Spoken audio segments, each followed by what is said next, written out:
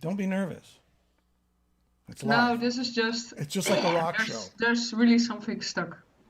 Okay, here But we now go. I'm We are fine. live. We are live If on the I do, Metal oh, we're Voice. live. Okay, so We're people Yeah. can live. hear it now if I There's no scrape turning my back voice. now.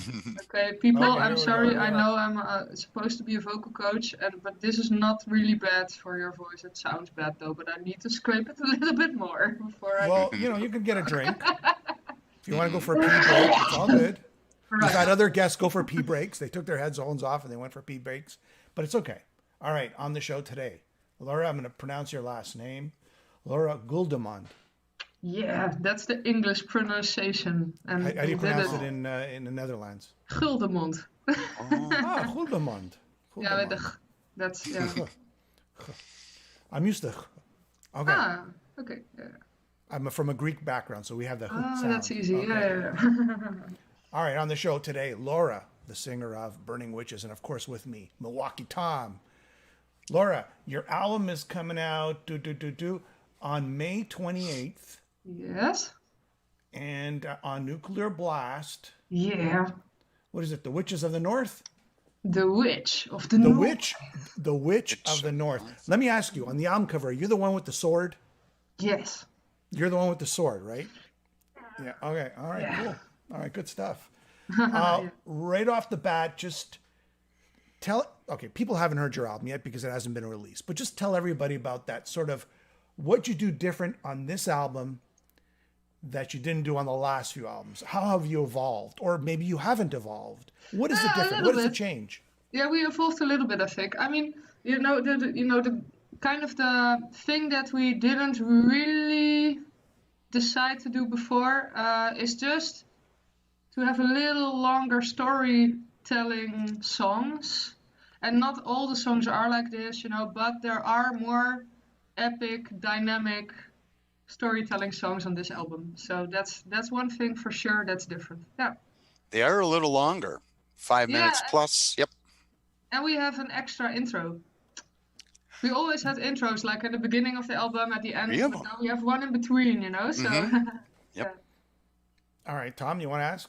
Go ahead. Yeah, one thing that I am interested to know, recording this record, did you do the vocals at home in your No. home studio? Were you together? Were you able to be Yeah, together?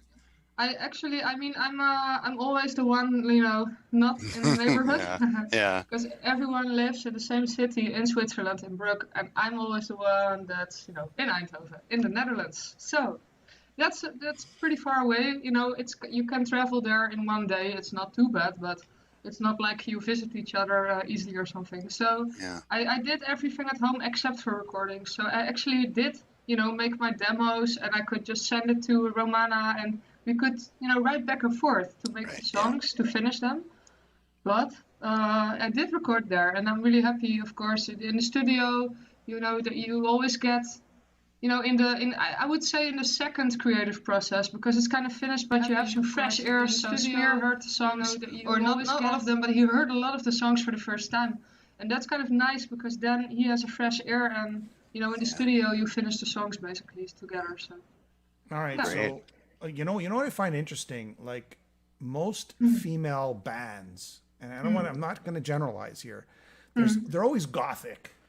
Oh, There's yeah. always like the gothic A lot of- ones, and then you yeah. have the other extreme. Other female bands are all like death metal vocals. Rah, rah, rah, rah, rah, rah. But you guys, not to say you're not the only ones, but you're more of the classic Priest, Maiden. That's what I find refreshing. Nice, Like yeah. I'm listening to the album, and I can't pinpoint which band you sound like. Yeah. No, There's we just do too have many- a lot of influences, yeah. So tell me about, and actually I'm happy because I don't like the other extremes. I don't like the goth. I don't like the death. Tell everybody the music. What's the music like if you had to describe this album? Ooh, yeah. I think, we actually did one cover on this album, and it's from Savatage, and I hope everyone that's listening knows Hall of the Mountain King. Oh, So, this is the kind of song structures we went for, So yeah, we just love that song, and specifically now for this album because it also is super dynamic and storytelling and epic. So that's why we chose that one. But I think that the main, or one of the main influences is Manowar, because Romana just loves Manowar, and so that one for certain. But I think you can also hear a bit of Creator, a bit of Iron Maiden. There's so many influences. You're like the female Stu Block. Your voice is like vocal gymnastics. You know Stu Block?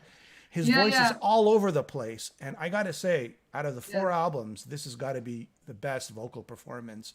And I know you're only on 2, but from the 4, like this is definitely hands down the best vocal. Yeah, you did a great job. You did a great job. Tom? Yeah, what I've noticed is there's a little bit more of the growls going down. A little bit more, yeah. A little bit more, but it's not overbearing whatsoever. It mixes still, in it's really still good. Melodic. Yeah, I mean, yeah. But I like it very, very much. And what Jimmy said, yeah, there's a really good vocal performance with a lot of mixtures, a lot of holding longer notes. I like that. I've only listened to it twice. It's only the amount of times that I was able to listen to it, but I've noticed it. That's already a lot. Yeah. You could stop now. Let's just stop right there at 2. Yeah, but it's great. I had written notes because I'm going to do a written review too. So I wrote some notes down, and you sing with some anger, with some emotion, very aggressively, and I like that. It's really good. This is I believe you have come into your own here. You've done a really good job. I think you're probably right. And what helped, of course, is these dynamic, the dynamic songs, because then you can really go soft. And then, of course, it also stands out more if you go super aggressive after that, right? So kind of this album is just really fun for me as a vocalist too, It's been a lot of fun to do everything. What about like touring now? Okay, what's going on there in the Netherlands and Switzerland? Are you doing these one-offs? What's going on? Yeah, well, we are expecting some one-offs because some places are going to be possible again soon. And, tours are still difficult because not everywhere is the same. And of course, when you do a tour, you kind of want to just go on and on, because if you miss a few gigs, it will already be a bit tricky sometimes financially. And we do have a tour planned in autumn. We're skeptical about it a little bit, to be honest. Right. And you have a video coming out too, right? Yes. Yeah. It's really cool. Well, we had a really cool team helping us record it. It's Grupa 13 in Poland. And wow, yeah. I'm very curious of how it will look. Are you allowed to say what song it is? I don't know. Yeah, let's just do it. I mean, it's almost time anyway. I'm not sure. Yeah, probably. You could almost guess. Should we guess? Should we guess? I'm gonna guess. Just do it. I'm gonna guess. Let's do a guess here. Tom, what do you want to guess? I'm gonna guess. What's the dragon one there? Dragon's Dream. No. All right. Tom, give it. Would have been cool, maybe. I would have loved dragons in a video clip. It's a big hit. I think it's the big hit there. Okay, but go ahead. I want it to be For Eternity. That's what I want it to be. Cool. Okay, 0 for 2. Okay, what is it? Which one? That's Which not one it is either. Yeah, I'm sorry. All right, let it go. No, that's one. Now I feel. I'm sorry. It's another one. It's okay. Should I say it? Yeah. Yeah. Okay. Yeah. It's The Witch of the North. Oh. Okay. The title track. I like that. North. I have a star next to that one too. When I first listen to records, if I am going to review it, I'll put a star next to the tracks that stand out. Oh, cool. I have 8 stars. Ooh, that's nice. a lot. I'm That's happy. one of them. Yeah. That's one of them. I do like that song. Yeah. Tell me the importance of the imagery. Like, there's a lot of imagery going on, with the album artwork, and you ladies, it's like you're like caricatures. Yeah. Sorry. Yeah. Tell me about that sort of, because every album has its own little imagery, and it's very pronounced, and it really, it's a good package. Tell me about that. Yeah, we definitely were, we were looking for something like that from the artist, and in this case, Claudio Bergamin did a really good job. We're very happy with what he did. And yeah, we kind of had the same idea. You can also see us as like comic style persons on Dance with the Devil album, and we just love that because you can make yourself a bit superhero-like, you know. And we love that style. It's a little bit, you know, the same thing that, you know, the bigger than life feeling that Manowar, for example, also puts forward.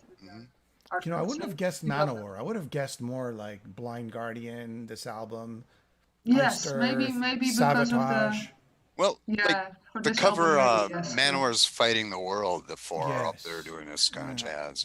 Yeah. Yeah. Exactly. Like the only thing missing is the muscles, but that would be a bit weird with us all girls. That's Yeah. you compensate with the sword. Huh? Okay, you have the sword instead. I have the instead of sword. muscle. Yeah, that's right. Yeah. Okay, Exactly. Tom. Oh, I have the sword. Oh, there you are. It's a little one. It's a letter opener. If I put it close enough, it looks like a sword. Yeah. Anyway, I have to So do that. Schmier did the production for this. Is that correct? Because I didn't Yeah. see. I wasn't able to see in the liner notes. Oh yeah, he did it. Yeah, Is we were is happy with it. Yeah. is he managing the band too or not? Yes, yeah, Or he is, okay. We have now separate management for America. Yeah, I guess he can't do everything. Yeah, you know, right.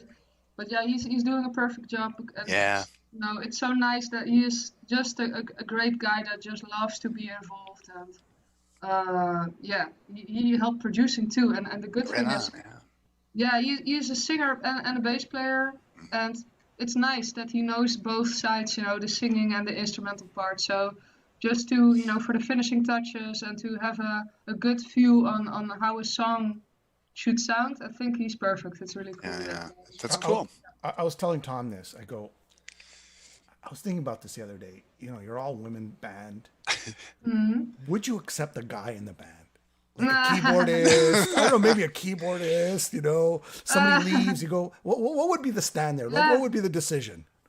I think we wouldn't, because I think we kind of can't, because now we're already put ourselves forward as an all-female band. So if there's a guy, it will be a bit, it will be a bit. It doesn't bother me either way. No. I'm just asking. That's all. But I think we wouldn't. Yeah. You'd have to kind of change the name of the band. A to keyboardist, like something like like Yeah. Burning Witches and the Warlock. Oh yeah, yes, exactly. Yeah. Who knows in the future? No, don't. No, we don't want any guys in it. It wouldn't be your first decision to do that. Yeah. Has anybody said, you know, we're getting a new guitarist? No, nothing. Okay. Just curious. So did Larissa? Did she audition over? She had to do it on a video, didn't she? To audition, I think so, right?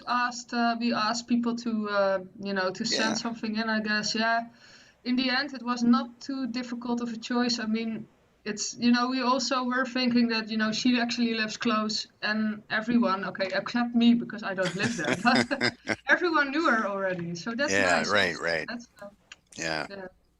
Okay, what about the decision? I'm sorry. Huh? No, it's okay. The biggest bands you've ever performed with so far, like opening up for.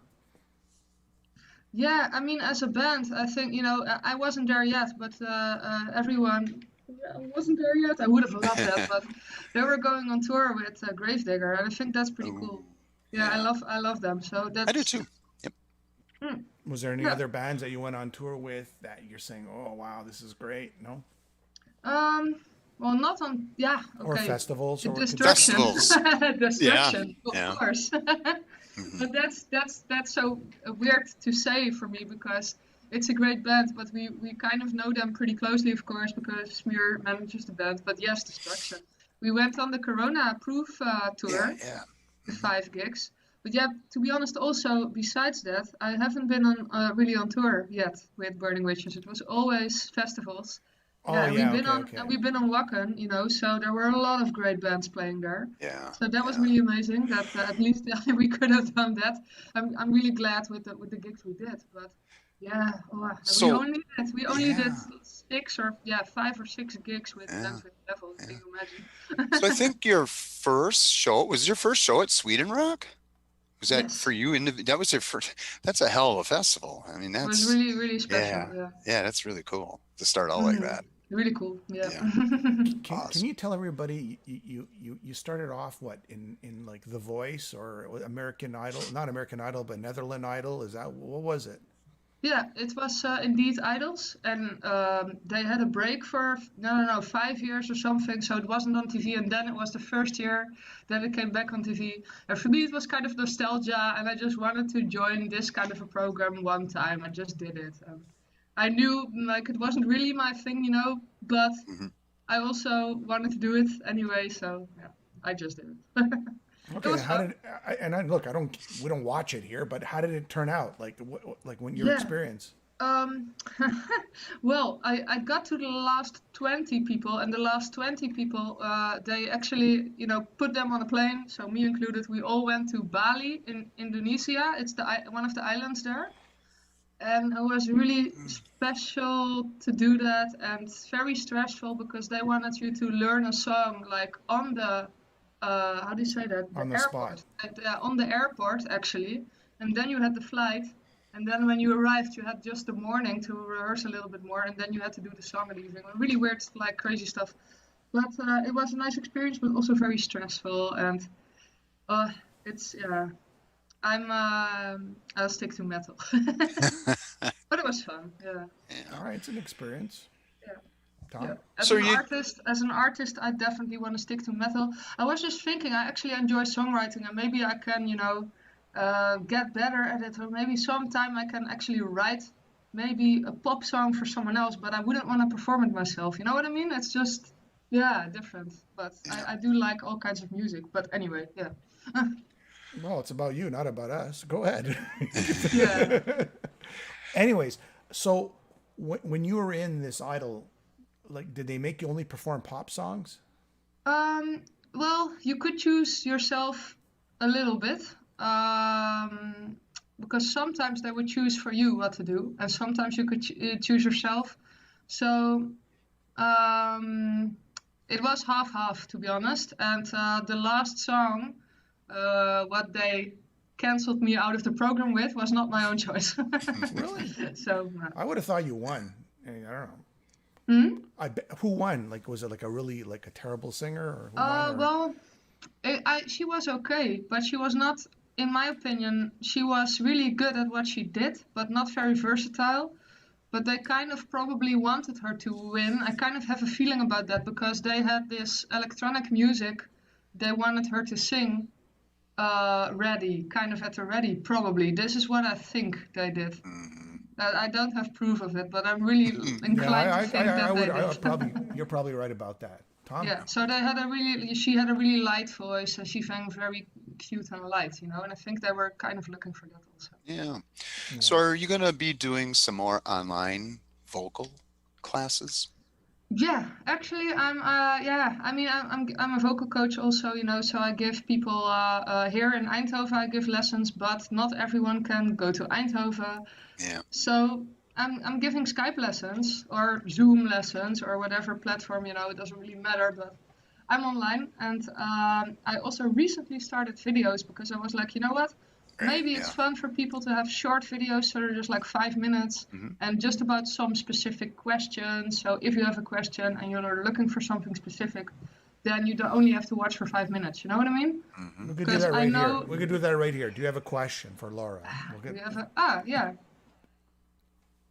There's a lot of people texting. It's just okay. Go no. Continue as I see. I just asked. Go. Oh, Continue. I'm looking at the questions, but you go. Continue. I I'm continue. confusing you. I don't know what to say. Oh, okay. I was now waiting for a question, to be honest. So anyway, Okay. I do the 5 minutes vocal coaching things, and now I have something like I started with, kind of breath support thing, kind of the basics basically. Everyone always starts with, breath support, but yeah, and then I just went with all the questions, but I only got 3 videos now. So anyway, please feel free to comment a lot of questions so I know what to do for next video. All right. Also Next on video my questions. video on YouTube maybe, if you're You into got that. it. Yeah. So Are I there want any to, vocal? yeah. Huh? Oh, I'm sorry. Go ahead. Here's the question. You ready for the Yeah. first question? Yeah. Who's your favorite metal vocalist? Ooh. From Yeah, Kurt.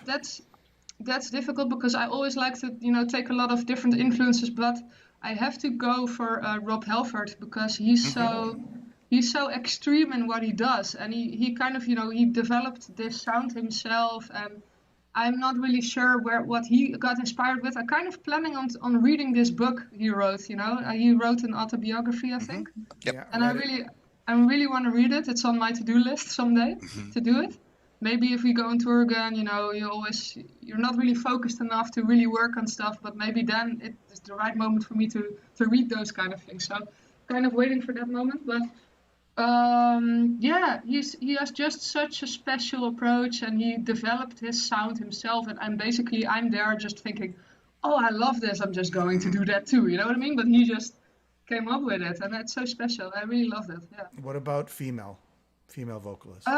Female metal vocalist. I when I started singing, I definitely just loved the distortion, the sound that Lizzie Hale had in her voice, and I really listened to that, and I was like, because in the beginning I couldn't do this distortion, and I just listened to that, and I was like, this is what I want to learn, and I went to my singing teacher at that moment. At some point, like, I told her, this is how I want to sound like, to teach me that, you know. So Lizzie Hill, actually, yeah, definitely. Okay. Cool.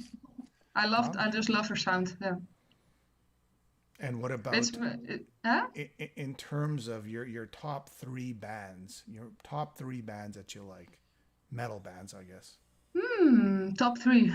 That's always difficult. At the moment, I always have these moments. I listen to some bands a lot. So let's just go for what I listen to at the moment also a little bit. I think it's more fun than just sticking to the classics, you know what I mean? But I was really, really, really surprised by The Who. I'm not sure if you heard of them, or The Who, or whatever from you want to... Mongolia. Yes. And I'm a kind of an audiophile, so I just love the production, and you know, it was so impressive. Wolf Totem, I really love, and Okay, go. Yeah. so definitely that's kind of now on my top three because of that. So the other one, Judas Priest, and specifically the album Painkiller, because it's such a special sound again. So I was kind of blown away by the song Painkiller, but the whole album has this cool vibe. It's such a nice production again. I always love it when an album has a really, you know, specific approach. This is, to be honest, that's kind of what I missed though about The Who. I don't know how to pronounce it. The Who, yeah. The Who. It's kind of what I missed, because I was really blown away by a few songs, and the rest kind of like, I was almost wondering if they produced it at separate times or something. But okay, that's just a question for another time. And let's go for another album. There's this one album was it metal bands or albums? I'm sorry. What was the question? However you want to answer it. We're talking about bands. We were talking about bands. You know what? Let's change subject here before we go. Did you write the lyrics for the album? Yes. Did you write the lyrics, all the lyrics for the album? Yeah. The new album that you're coming out with? The themes. And just quickly, just tell me in like 10 seconds, 9 Worlds. What was that about? Or what was that about? 10 seconds? Yeah. Ooh. Okay, 10 seconds. Okay, now that's possible. 9 Worlds is Ragnarok. So you have like this mythology. They talk about the 9 worlds. So there's this world of the underworld. You have Valhalla, so the hall where all the fallen warriors are with Odin. But you also have another hall. There are all kinds of worlds and halls and stuff going on. Anyway, 9 worlds is the story. They all are connected by Yggdrasil, by this huge tree of life, and that connects all the worlds. And somewhere at the root of this tree is this dragon. I don't know how to pronounce it. Let's just call it a dragon. It's a dragon with a very Vikingish name that I can't pronounce. And please just Google it. It's easier. And that dragon comes up during this time and burns all the world. So at some point everything's burning, and you kind of can visualize that's a that big you think story about it. right there. Yeah. Anyway, yeah. So that's just pretty cool. So everything goes to shit, and also the story is. They believe that when everything goes to shit, it will all start again. So it's kind of not too sad, but there will be a period of time where everything's frosty and nothing's there and everything's cold. Geez. So that's kind of cool. So that's why it really fits the winter theme. Like the album starts with the wintry sounds and it finishes with the wintry sounds, you know. And this story kind of makes sense of that also, you know. So that's fun. So I have one last question though. Sorry. That's okay. That was not 10 seconds again. No, it Sorry. wasn't. That's all right. That was 10 So- minutes. Made it. Hall of the Mountain King, is that going to be on like a is that only on a bonus song, or is that going to be on, do you Yes. know if it's on the regular? Because Battle Yes. Hymn last one was on just like the regular issued CD, I believe. Mm. It I was on know, yeah, mine. I know. We really, really, really would love to go to Japan with this album. And they are, yeah, Japanese people are just always really loving the limited editions with Yeah, yeah, special yeah. stuff for them. Hmm. So we chose to put the cover now on the Japanese editions. Oh, okay. Okay.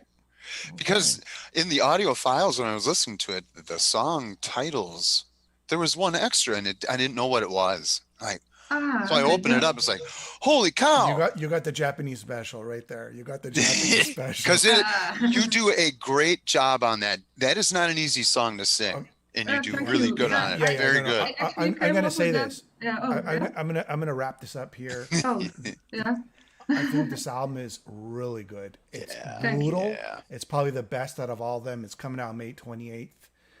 The Witch of the North. You do a really excellent job. Yeah, Congratulations. And I'm not just saying that.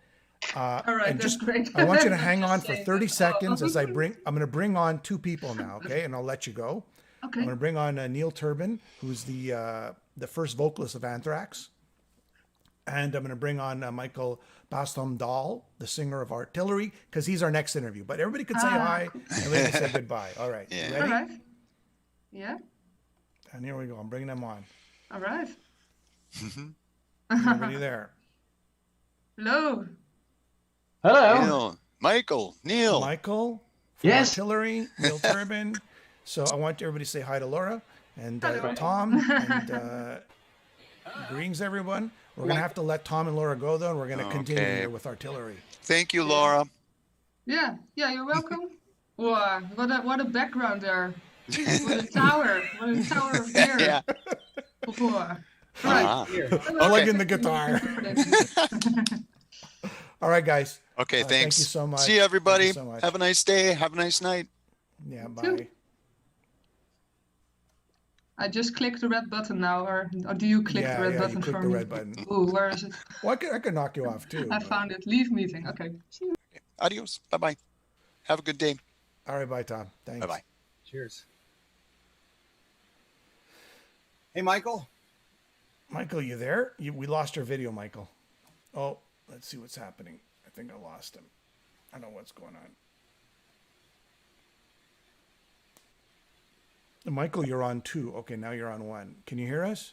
I can hear you guys. Can you hear me? Yeah. What's going on, man? Absolutely. Hi, Michael.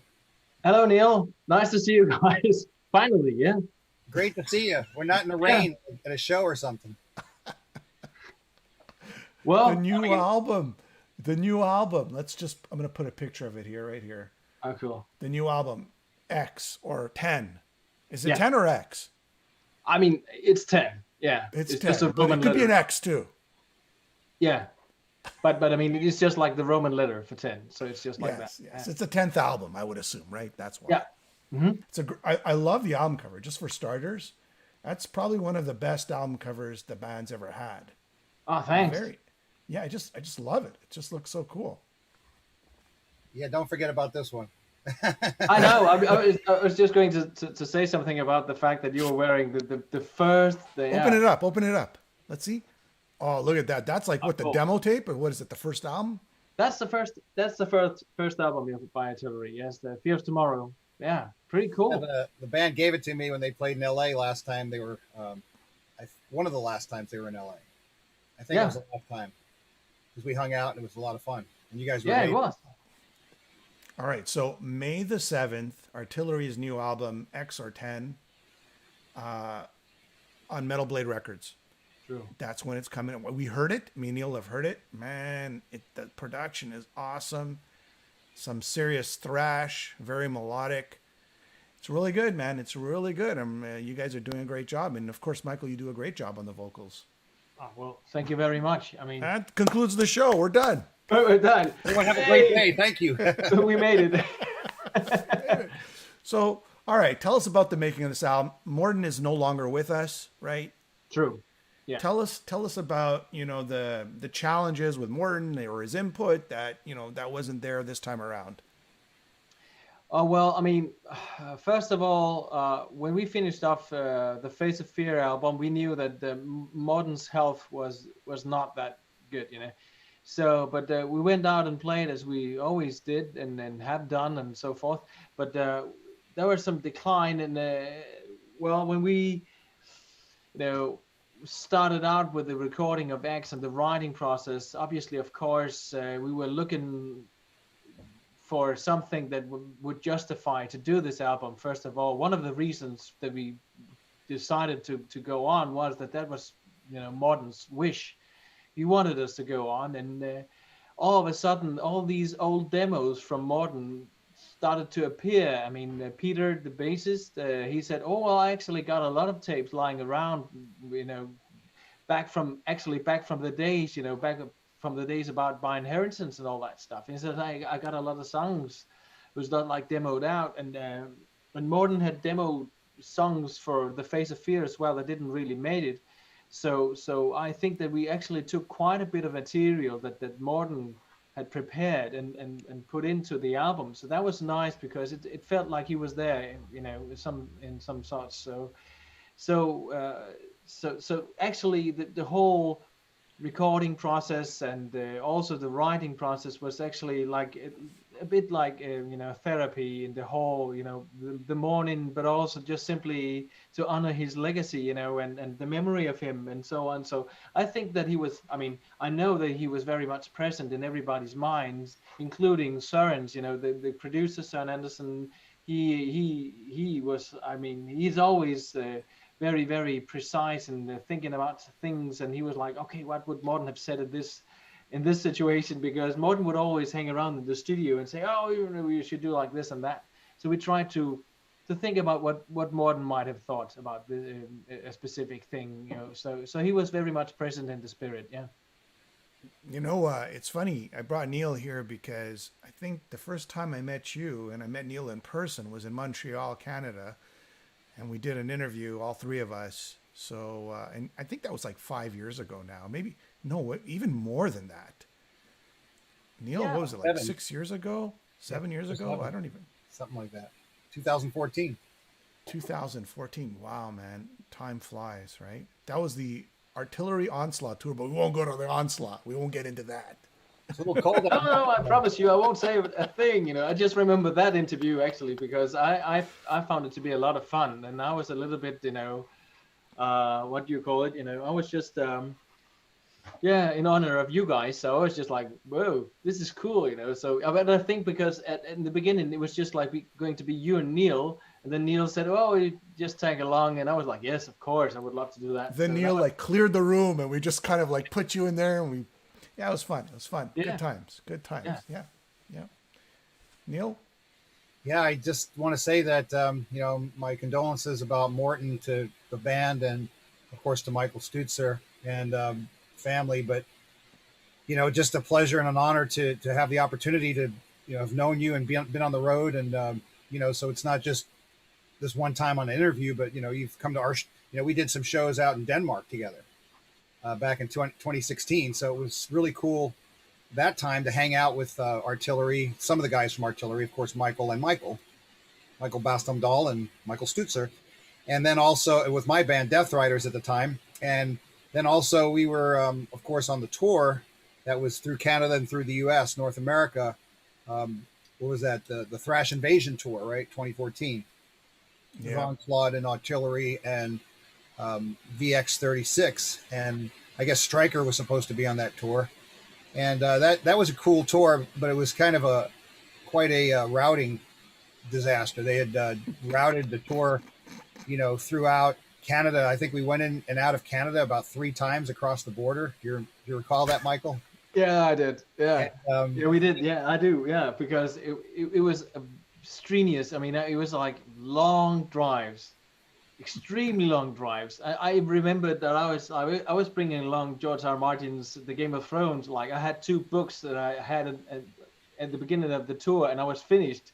You know, when we came back, you know, because the drives were so long. But I do remember another great night, though. I mean, I think that we had a great party night in Canada. I can't remember what city though right now. It's a bit embarrassing, but I can't remember. But I know that you had. I think that me and the bassist from Onslaught, Jeff, and you, Neil, we had like a bottle of some honeyed whiskey you had. So I think that I remember that as being a good night. Yeah. Yeah, well, we've had some the good, bad, and the ugly, right? But we don't want to focus on that. But I just wanted to, I think it's cool when we can put our minds together and kind of think about some of the interesting or cool times that even we are recollecting, right? To try to remember. But I just wanted to say, when you guys were out in LA, you guys played one of the local, one of the venues in downtown LA, the 5 Star Bar, and that was a great show that I saw. And of course, I watched you every night on the tour because I mean you're such a great singer, and the band is so great. And listening to the new album, 10 Artillery, I wanted to say that I definitely listened to most of the album. I haven't had a chance to listen to the entire album, but I wanted to replay it a few times and kind of dig in. So I've listened to probably the first group of songs, like probably about 8 or somewhere about that.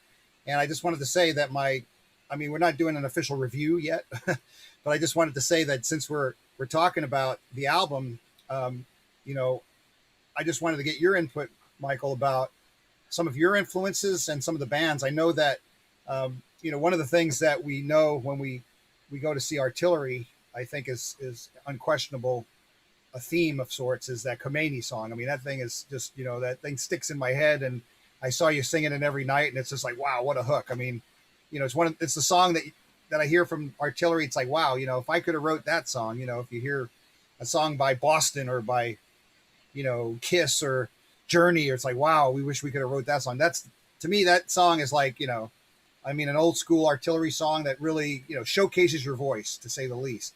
And I'm listening to the new album, and I'm like, okay, so the first track, it kind of goes in a direction that I would expect of Artillery. But then, in Thrash We Trust, we have this 2-step shuffle, this kind of fast shuffle that you guys are not unknown for, right? That's in a lot of the songs. Yeah. But that really, it's like, okay, excuse me, that's really in the core of what I would expect from Artillery. But Neil, you should let him review the album. I know, but then when I heard, I've just given him a couple of things. And then when I heard Turn the Page, I'm thinking Bob Seger. Turn to the rage. Turn up the rage. Okay. Turn up the rage. Turn up the rage. Yeah. Yeah.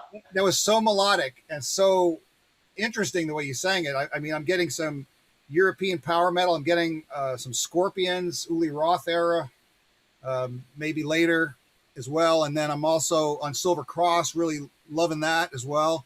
And The Ghost of Me, that was like, wow, that just blew me away. And I thought it was kind of like, wait a second, this is Artillery. They're kind of, are they going soft on us? I mean, is this more ballady? And I think, what a Neil, brilliant song. Well, tell us this, Neil. I know you're excited about this, but Michael, tell us the musical. So people haven't heard this; they just heard 2 songs. Tell us about the musical direction of this album versus the last. Excellent music. Well, I mean, I think that very often, people ask us about the musical direction and what we choose to do. And I think that in general, we don't overthink it that much. I know that we got this, especially now, Neil, you mentioned Comaniac and once again, the unavoidable album, by Inheritance, which is like, if people talk about Artillery, then that's the album.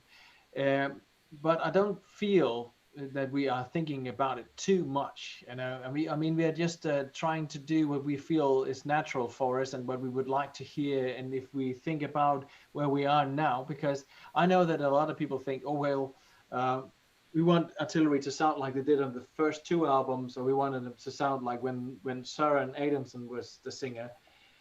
But as it is right now, think things are flowing quite naturally. But obviously, of course, we wanted to have an album we could say, okay, it would be one thing would be to feel this feeling of something that was moving forward and trying out new terrain and all that stuff, and still also honor the old elements of the band as well. So it's one part melodic, because obviously, of course, I have some fault in that, I suppose. But also, of course, the heavy and the thrashier stuff.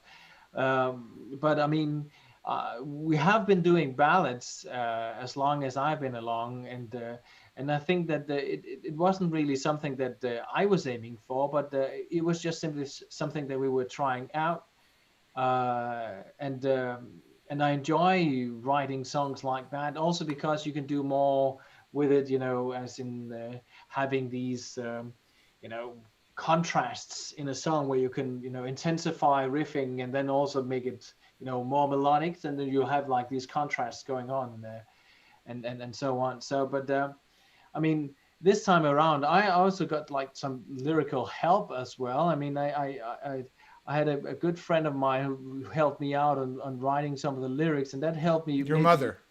No. Okay. I just took a guess. I don't know. I thought maybe the Devil's Symphony. That's all your mom. Well, no, it's not. It's not my mom. No, but it helped me, maybe look at my own writing and my own approach to vocal lines and so on. So that maybe helped me to maybe try and reinvent some stuff. I think not lyrically, but also melody wise, as far as the vocals goes. Yeah. Sure. So I'm hearing a couple of other influences that I didn't mention yet, and that was actually Anthrax later era, after I was not with Anthrax, Joey Belladonna era, and then also, and maybe that's just certain stylings that might have similarities, but I don't know if that's an influence, but also Lane Staley, Alice in Chains harmonies. I'm hearing some of that. So I don't know if that's an intentional behavior, or if it's just something that kind of is part of, maybe stuff that you listened to in the past that kind of is in you. We all have our influences and our, what kind of our methods.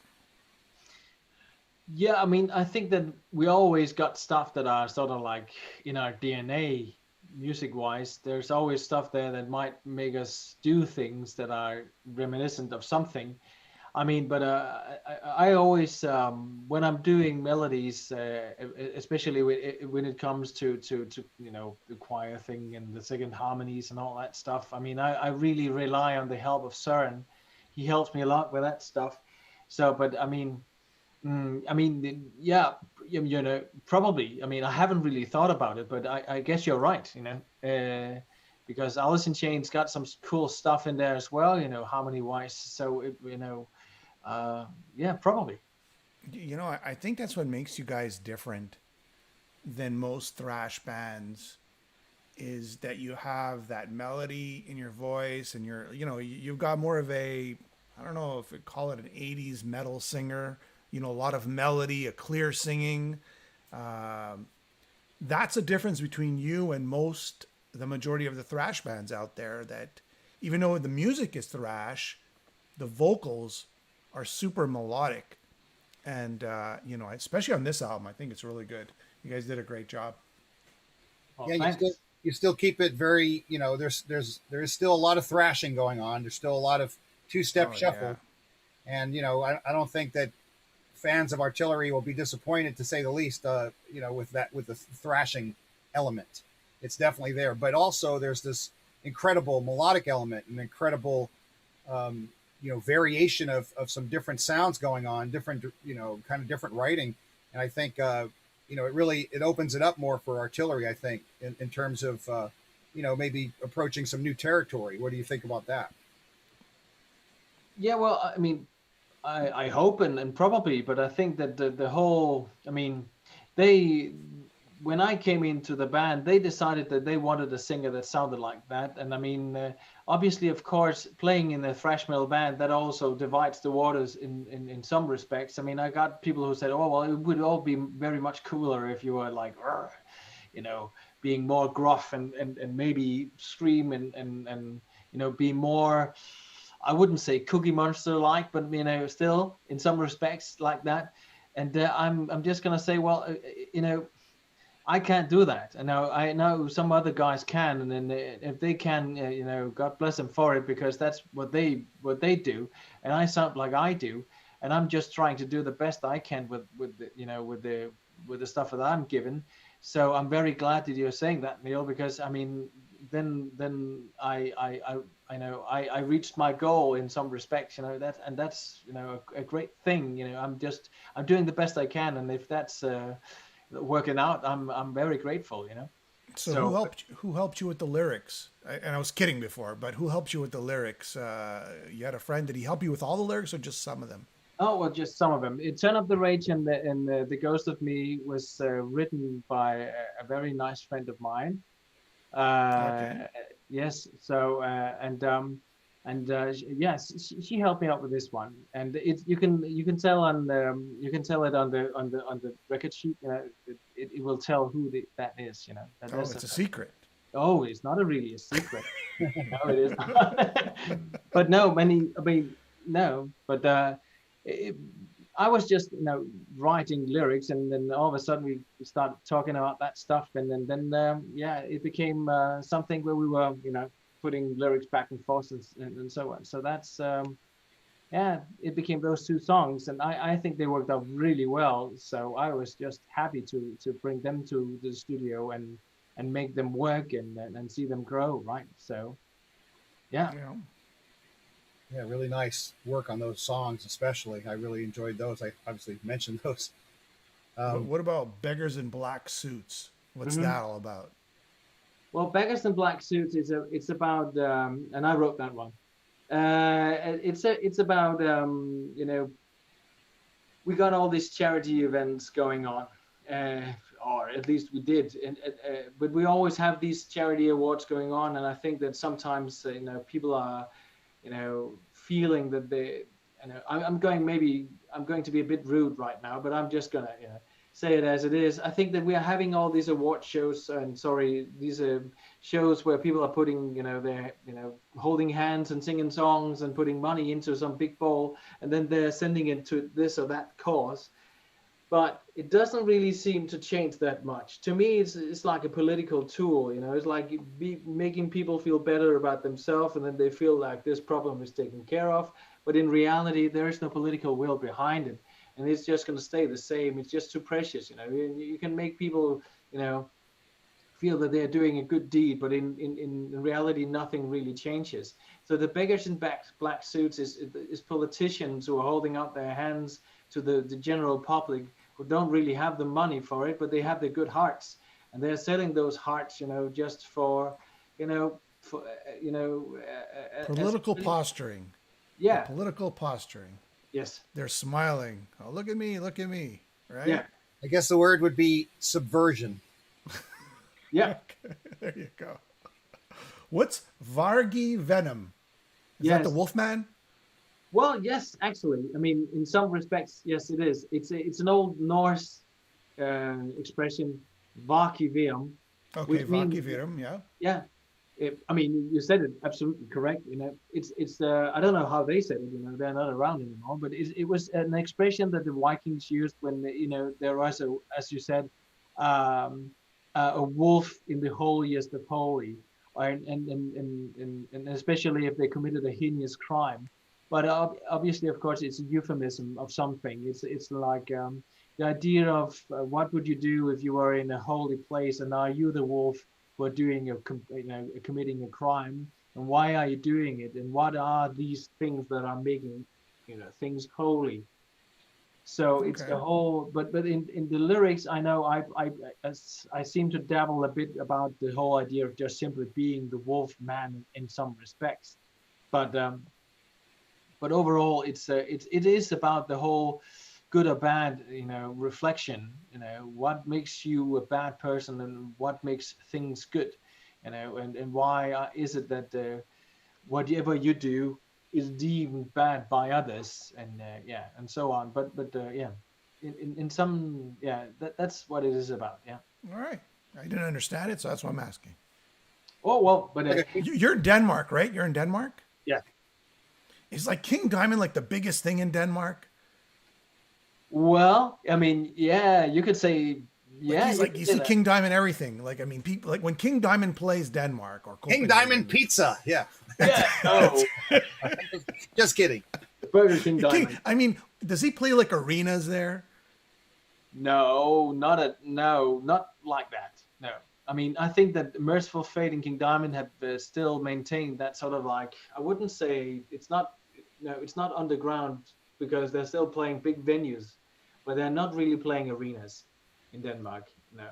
I think that, But they could do festivals. They could probably do a Copenhagen festival, right? For sure. yeah, I mean, Merciful Fate were booked for the Copenhagen Festival. So, yeah, they could do festivals. Obviously, of course, yes. They can do their own festivals. I mean, they're quite amazing. But you know what I mean? Like the common person there, like the Milkman knows King Diamond. Yes, I think he does. Yeah. All right, just want to know what the vibe is like. What's the metal scene like there in Denmark? Well, is it good? Is it bad? Or okay, obviously now we're in COVID, but in general, what's the metal scene like over there? I think healthy. I mean, I think that it's a thriving community, and I think that the community as well is more embracing of different genres now more than they had been for, a long time. In the 90s it was all about death metal, and then we have a period it was all about power metal and so on. And I think that now it's more all right to play whatever you want to play. So you can go out and watch a black metal show, or you can go out and watch a heavy metal show, and it's still going to be something that people are going to enjoy and say that's all right. It's not so narrowed down anymore, and I think that's a good thing. And I think that the heavy metal as well is getting more media coverage as it is now. It's more accepted. And so I think that in overall, I think that it's all right. It's pretty good, yeah. Mm-hmm. Neil, have you been to Denmark? Oh yes. I've been there more than once, and we had the opportunity to play together. And actually, we played with the same backing band. Actually, we did a little jam thing on the first night of the festival, and Michael was playing with the band at the I'm trying to remember the name, Metal Magic Festival. Yeah, true. Yeah. There in Fredericia at the time. I think they moved it to a different part of Denmark just because of the venue itself, kind of not leasing their space or what have you. They had a really cool property that had like abandoned train cars and things like that. And it was a really wild scene there. So we played at this really cool festival, really wonderful. And, the weather there in Denmark in the summer, you're looking in the summertime, according to the US and North America. So we're over there in Europe and in Denmark, and it's like 50 degrees during the day.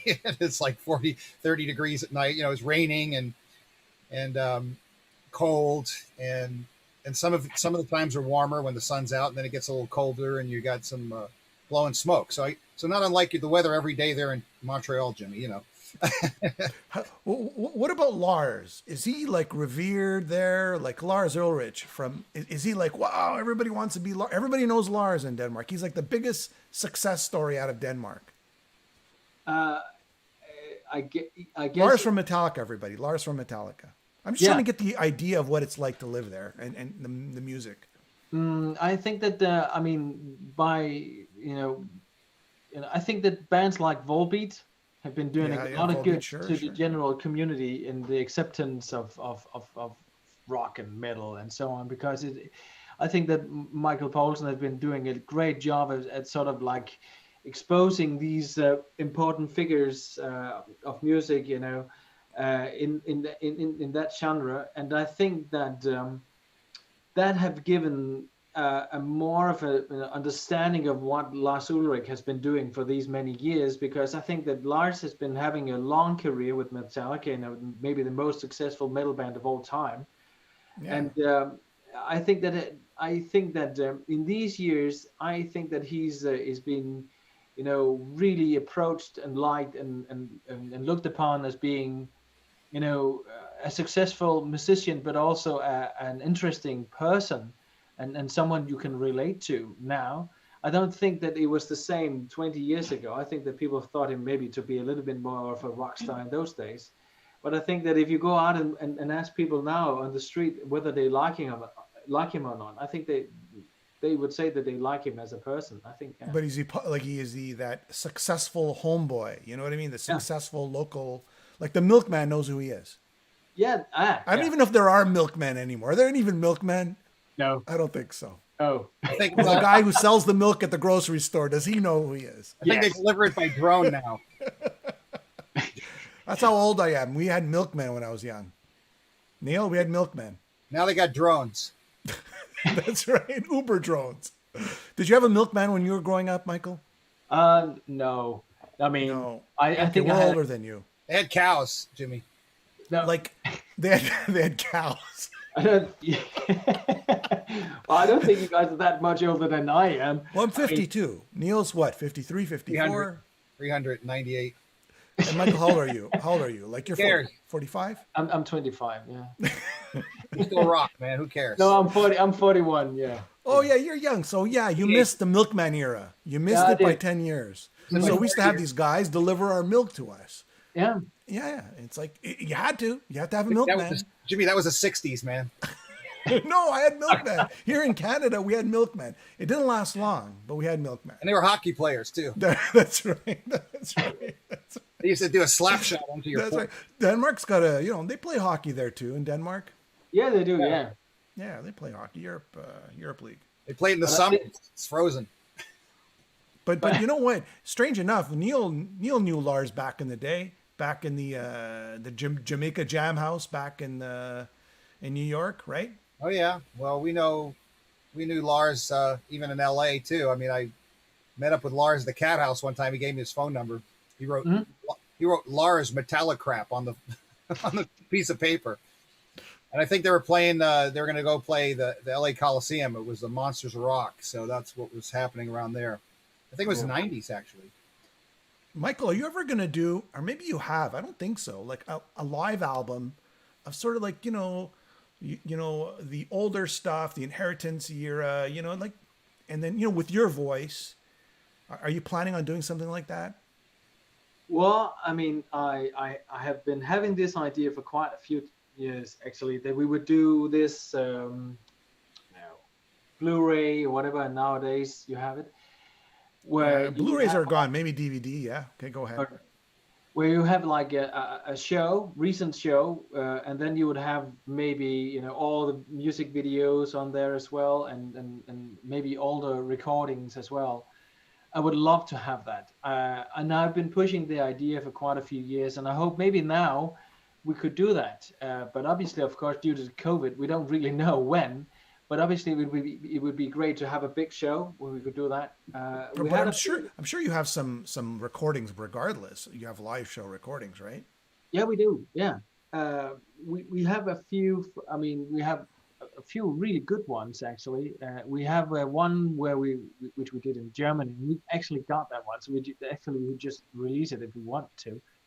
And I remember that when we were doing Kawasaki in Japan together with Exodus and Sanctuary in Voivod, that was also an option maybe that we could buy up that because that was TV transmitted.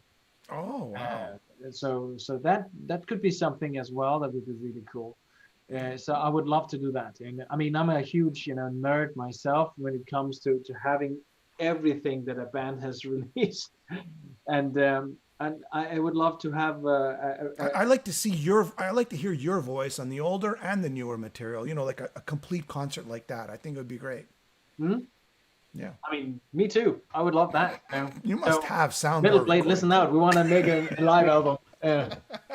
I had the privilege and honor of hearing that what you're talking about pretty much every night on the tour with Artillery and Chromaniac. Michael was always on point, and the band was always on point. And I got to also mention that the band Artillery, just the greatest group of guys. I mean, as far as camaraderie and participation and just people that actually care about one another, they care about the other bands, they care about personnel and just the fans. I mean, just really a great band to be on the road with. I mean, it's like in the bands that I've been in, it's always been like, well, these guys are like a family, and it's like, why can't it be like that, always? And, but such a tight knit family. And, I found myself on the road hanging with Artillery because they were just very, very accepting, very warm people. And I remember, Michael, we were on the boat going to Victoria Island. Yeah. And that was one of the times where I'm trying to remember. We were crossing over from the U.S. for the third time, and that was a challenge. It's like, okay, well, we went in through this port, now we're going through the other port. Now it's through the Vancouver and Victoria Island side, and we're just a band touring. Bands touring. We weren't doing anything out of that's illegal or anything like that. Just trying to get our instruments and play the shows. It wasn't like there was anything illicit or anything like that. It was just like, hey, we're crossing over. It's just the way the tour was routed. It was so chaotic. And just so everybody, and I saw that tour, like I looked at it, and just so everybody gets an understanding, if you put it in the It's U.S. zigzag perspective, you go from New York to L.A. and back to New York. It And just back doesn't again. make any sense. And back to Chicago again. That's right. But we were that's on, right. but I remember I've got photos even. We were on the boat, and that was a lot of fun. It was like we're on a vacation of sorts for 5 minutes. That we're on this ferry boat. It was surreal, and we're going to this venue over in Victoria Island, and I guess this venue is kind of like some old casino or some kind of weird little shindig of a place. It was just like one of these old 70s, early 80s kind of decor places. I don't know if you recall that place. And just guys, somebody says, Jimmy, really Canada still had milkmen in the 70s? They were long gone when I was growing up, I think. Let me just tell everybody about this milkman thing. All right, I was born in 68. So that up until 75, when I was a little kid and I was always drinking milk, because they told you drink milk, we had guys deliver milk cartons outside our door. But it did get phased out before the 80s. That stopped. I wasn't in the era of those glass bottles. Neil, in New York, did you have milkmen? Man, I was there when they were pulling a horse and carriage, and they had them in a metal bottle. And Abe Lincoln said I was looking kind of old, so wondering, I was wondering, should I grow a beard or something? I don't know. But anyway, Yeah, we were drinking milk, man. They were telling us drink milk, drink. It's like the worst thing for you, but they kept telling us to drink milk. Well, In school, did you guys have this? Yeah, we do have They gave schools us that- free. yeah. They gave us free milk at school, so the school bought milk from the farmers so they could give kids free milk. They wanted us to be addicted to milk from a young age. It's like they were giving us free cigarettes. You know what I mean? Yeah. man, if I was in Canada and I was a kid, I would have protested for Labatt's and Molson Golden, because that's the right way. These are the milk stories, the untold milk stories. The trauma. So when you guys were kids in Canada, did you guys drink Labatt's and Molson, like when the parents weren't looking? What was going on there? Well, here, let me just tell you something about Canada. It's probably a lot like Denmark. The legal drinking age is 18 in Montreal. It still is, but that's just a suggestion, right? Like Europe, it's just a suggestion. I mean, if you kind of looked 18, they let you in. If you had a really fake bad ID, they let you in. When I used to go to New York to visit my family, it was hardcore, man. It was like 21, you need an ID, a picture, you need a passport. Canada's nothing like that. I used to go pick up cigarettes for my uncles and beers for my uncles, and they couldn't care less. That was growing up then. That's what I'm saying. Is Denmark like that? Well, yes. Is 18 just a suggestion? Nah, I mean, you must be 18 to drink, but you could buy alcohol when you're 16. And I think that if you bring a nice letter from your parents and you're picking up some booze for them, you're gonna, it's gonna be fine Letter. if you're at the local shop. Letter. Yeah. Letter. Yeah. Little Jimmy is allowed to pick up a bottle of it's gonna be fine. I remember trying to buy cigarettes in Florida, and I think it was like 19. I couldn't. Yeah. They wouldn't let me buy cigarettes, but here in Montreal, it's like I used to buy. I was like 5. I was buying people cigarettes from my uncles, and yeah. So, Michael, has the writing process changed since you've joined Artillery, since the beginning till now, and with this latest album, Artillery 10? Is there are you? I mean, is there a certain process that you go through, or is there a few different processes that, in other words, you take riffs or you take lyrics and work from that, or you take maybe ideas and from each member, or is it primarily one person that comes up with certain ideas and brings it to the other people in the band, or is it you that comes up with it and brings it to other people? Different methods. Well, I mean, I have, first of all, I would like to say thank you very much for all the nice words you said about, the whole trip, the tour and so on. I have to address that before I go on, because, it was really nice to tour with you, and it was a nice trip to Victoria Island as well, and I do remember that very interesting venue as well. And just to finish that off, I would just like to say that the thing is about being together and being together as a band. I mean, I know that I think that Rob Halford once said that you don't necessarily have to be friends with the people that you're in a band with, that the band is a very weird creature. And I tend to agree.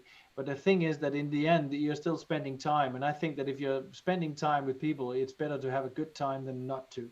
And I think that, you learn a lot about people if you're spending time with them and you let yourself be open to them. And that makes you wiser on yourself. So I think that's the approach that we have been having. Obviously, of course, we're having rows as well and being having disagreements and so on. So that's not like that. But in the end of the day, having an argument that goes on for too long is just a waste of time. So, but anyway, moving on to the next question. The thing is that I think that the creative process has always been like in two parts for us. The one of them has been that Michael and Morton, and now also Crane, the new guitarist Crane, is preparing melodies and riffs and so on, and then they are sending him to me, and we're having like this Dropbox thing going, and I flesh out the lyrics, but I always start just simply with the title actually, because I'm very much inspired by words and by books, and literature is the key to me to sort of like hang on to something, or to have like a small piece of a line that I really like. Then I just simply go from there, and then we just simply tend to meld it together, and that's the way it works. And then when we are recording, the other guys would be in the studio and they say, well, Michael, it sounds like nothing like it should be in there, or I have to change that. And sometimes I have to write on the spot, and sometimes I have some stuff I prepared that I might, just simply put in. So, and that's the way it's been just from the very beginning.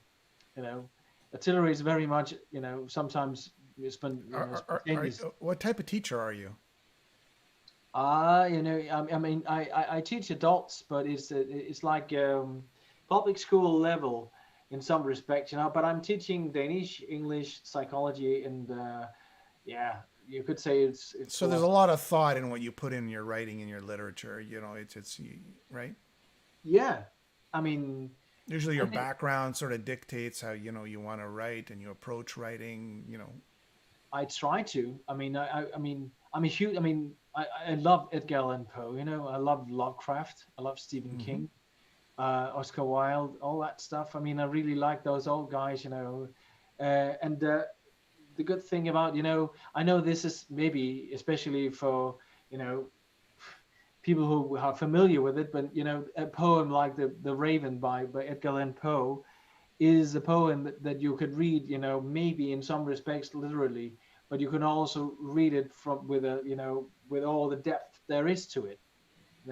There's another level, there's another dimension, and I think that the good lyrics have that. And I mean, I try to put that in there. Sometimes you can't, but sometimes it's possible. Hopefully, just a little bit, and I think that's good, because then it gets accessible for more people than just simply this song is about Well, how about Moore's? I don't know if I'm pronouncing this right.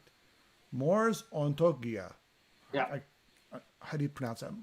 Ontologica. Yeah, it's Latin. Moore's Ontologica. Ontologica. Okay. Yeah. Ontologica. And that's actually from another. That's from American writer Philip K. Dick, the guy who wrote Blade Runner. Do androids? Blade Runner. Yeah. Now you're talking. Yeah. He wrote another novel. It's called A Scanner Darkly, and it's about this drug. It's called death, and they are talking about if you're doing that drug, you will find this flower you could use for that. Is Moore's actually Latin for death? Yes. And Morte, which is malt, which is the Latin. Okay, gotcha. Yeah. And so a direct translation is the death of the spirit, the death of being who you are. And to me, that was a really scary thing, because one thing is that you might die off, physically. That's one thing. But if you die in the spirit, that to me is really scary. And that got me started with also the whole pandemic thing, because now we are sort of like having to face ourselves every day. Sometimes you don't really know what to do, because all you have to do is spending time with yourself perhaps, and then it gets really relevant that you know who you are, and the value of being who you are and defining that. And so that's a gift. And when people are starting to do something to themselves that might take that away, that to me is a very scary thing. You're making yourself disappear by either doing drugs or drinking yourself into a stupor every day or whatever you do.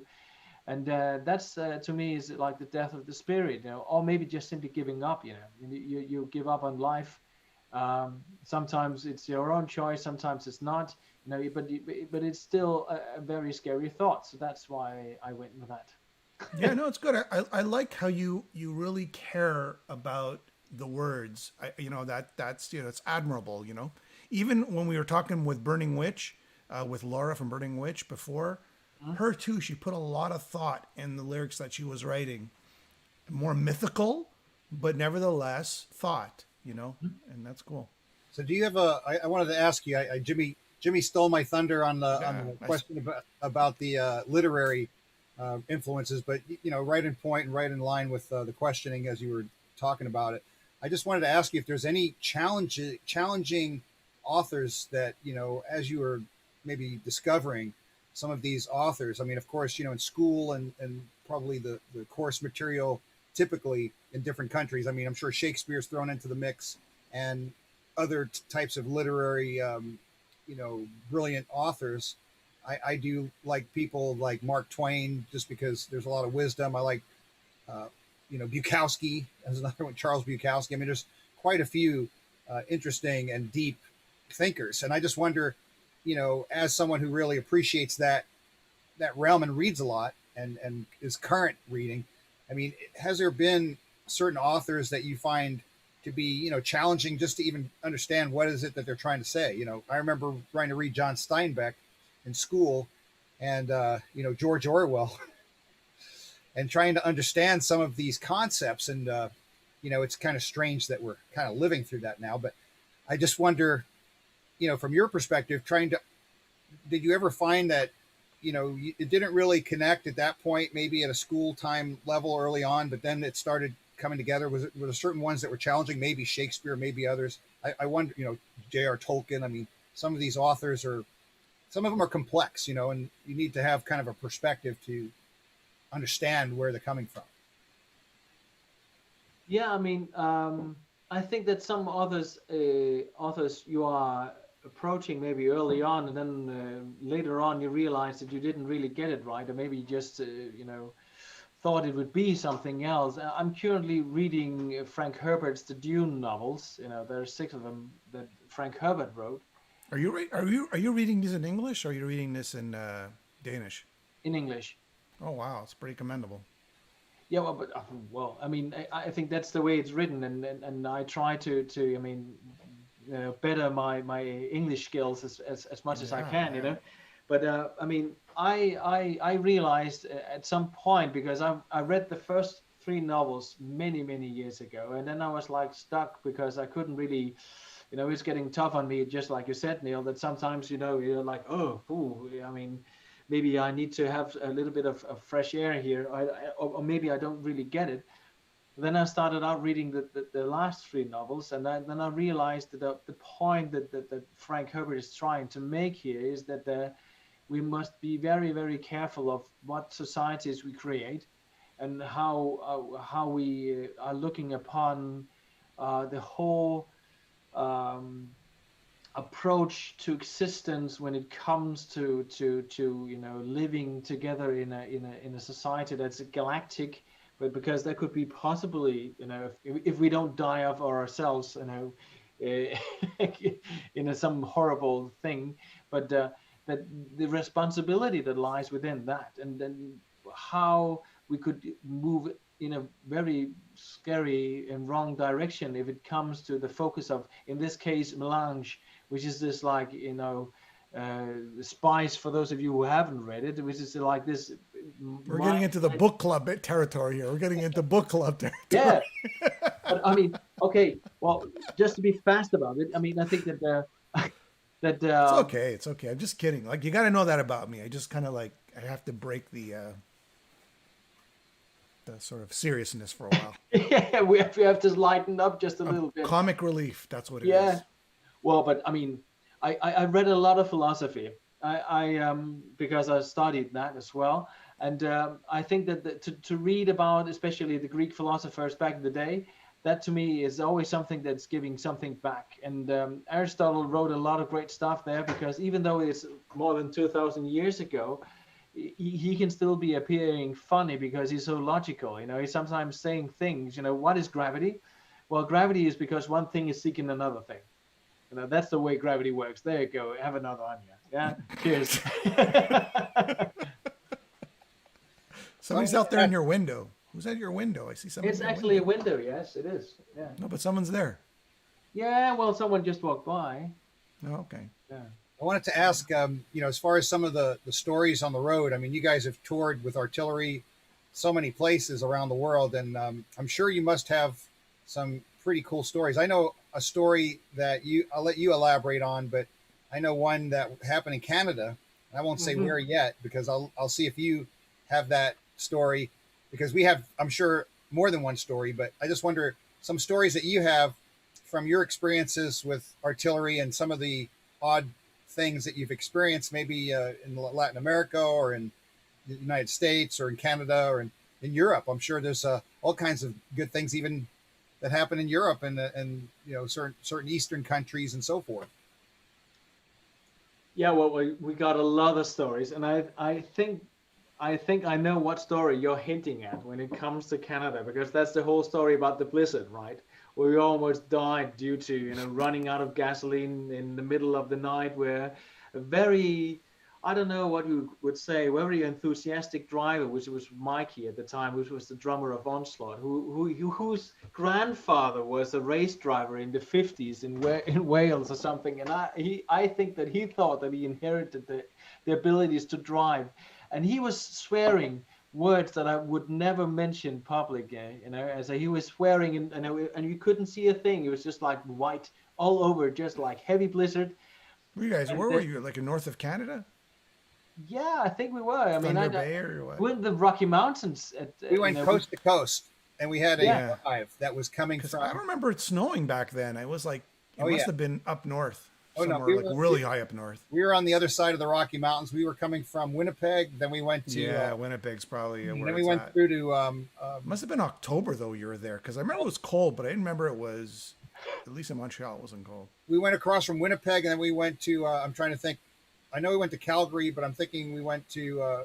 The last stop was all the way deep into Oil Town and Edmonton.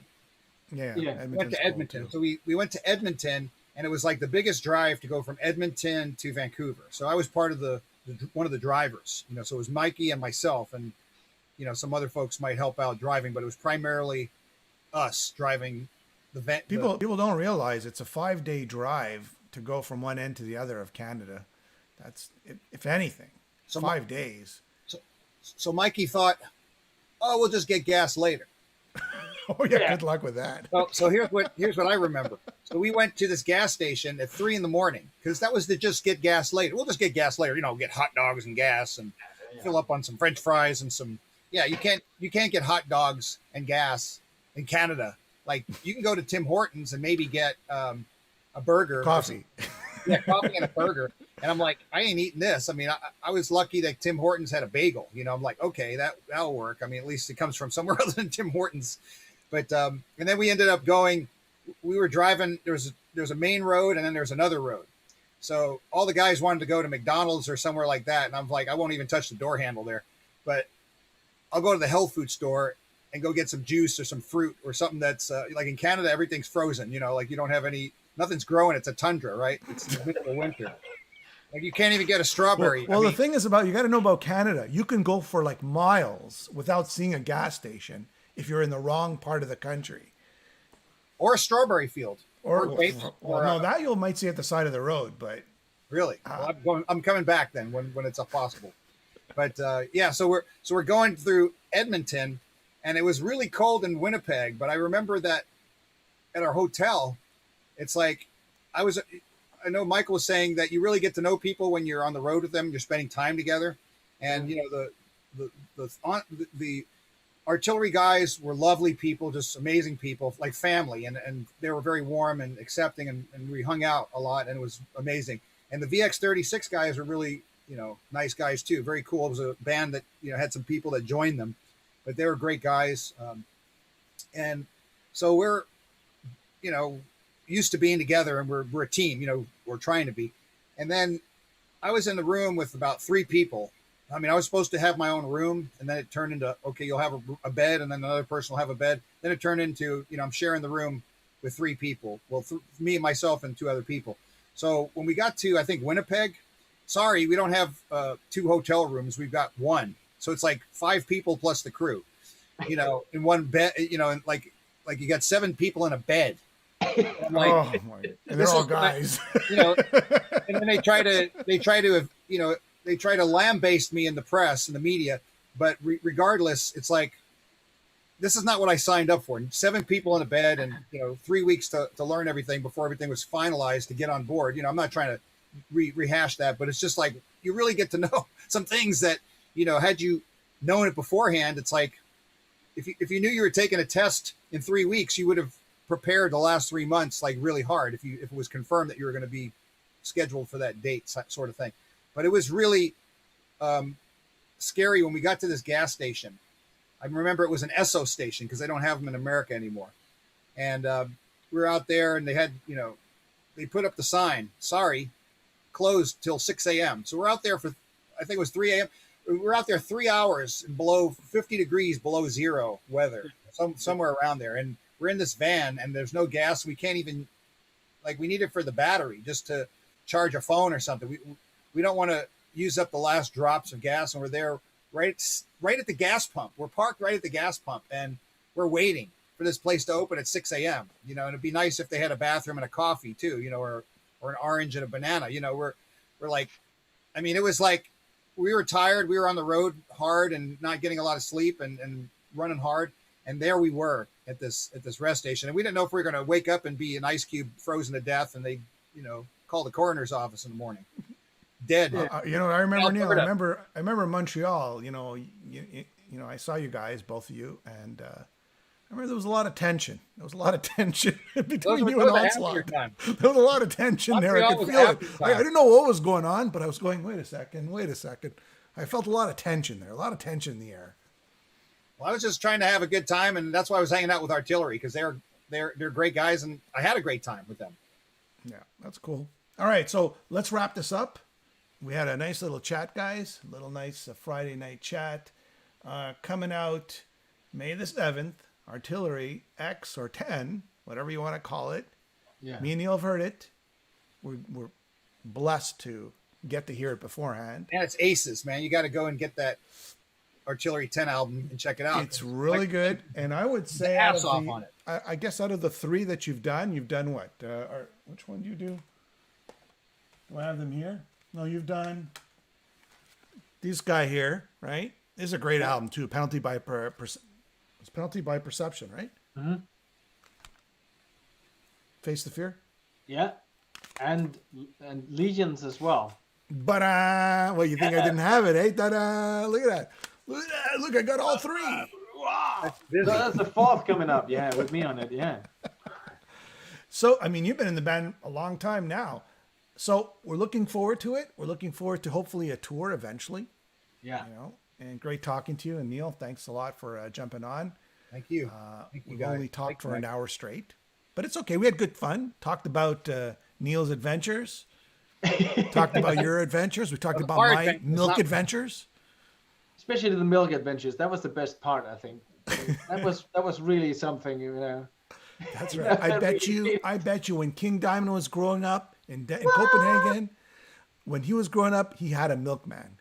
Yeah, he did. For And sure. that's why he got that voice, you know. I think he was forced to drink milk, you know. That's like, ah! That's where it comes from, you know. I think. And the closing question is: how much beer was consumed by artillery and Death Riders? You know, by you guys and my band in Denmark when we were at Metal Magic. By the end of the last day, how much beer? Do you remember? There was, I think, the last night, or I think when Uli Roth day was when his band was playing the day after my band played, and that was the day after you played. Yeah, so it was a 3-dayer. So I'm just wondering, like, 3 kegs. Are you guys did you guys drink a lot at that? Is that what happens at these festivals in Denmark? Tell us what happens. I mean, I think Denmark is just like every day there. It's like they just drink that much beer every drinking day. at that place, wasn't it? yeah. I mean, I think that and this festival, Metal Magic, I think people tend to drink just a little bit more than they are usually doing. But I mean, I think that it's quite plausible that we were drinking quite a bit on that last. I think everyone was having a lot of fun. There was a few, you know, not us, but other folks that were pretty much like, you know, one that fell asleep. I think there was a photograph of someone that fell asleep because they were so drunk and they fell asleep sitting up against the wall and people were posing with them, stuff like that. It was a good time, and the people were so gracious and kind, and it was, you know, even the artists were just hanging out together. What do they call people from Denmark? Denmarkians? No. Danish? Danish. Yeah, It's not Denmarkians, right? No, not Denmark. I made that up. I knew it was Danish. Yeah, Danes. Again, you see what I do? You see what I do? When everything's serious, I throw out a You're curveball. lighting it up, Jimmy. That's what I do. You're making it all a party. That's good. That's right. All right, man. Thank you so much for being on, Michael. We're going to talk my soon. best to you guys in artillery, Michael, and you know, my condolences again to Michael Stutzer, and really looking forward to when you guys can get back out on the road and hopefully back over to the States and North America again and Latin America. Yep. All right, man. Have a good night, everybody. Much success with the new album. Listen to the new album, yes. Yes. Artillery X on Metal Blade.